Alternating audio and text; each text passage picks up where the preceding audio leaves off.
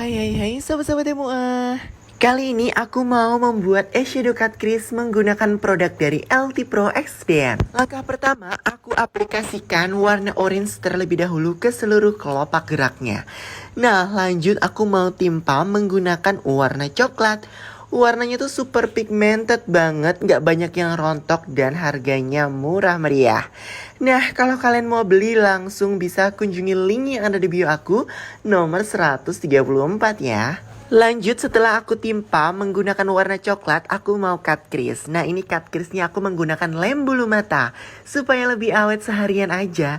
Nah, ini untuk glitternya aku masih menggunakan produk yang sama tapi eyeshadow glitter ya teman-teman.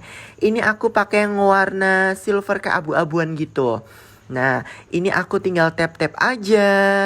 Mudah banget kan? Auto langsung rapi dan juga warnanya super keluar banget.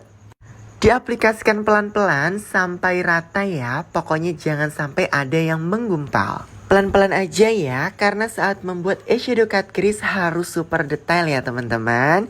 Nah, ini sudah selesai nih mengaplikasikan glitternya.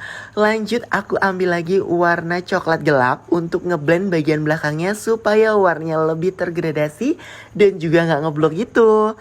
Mudah banget kan? Dan sudah jadi teman-teman, mudah banget kan? Semoga bermanfaat ya teman-teman tutorial kali ini. Bye-bye!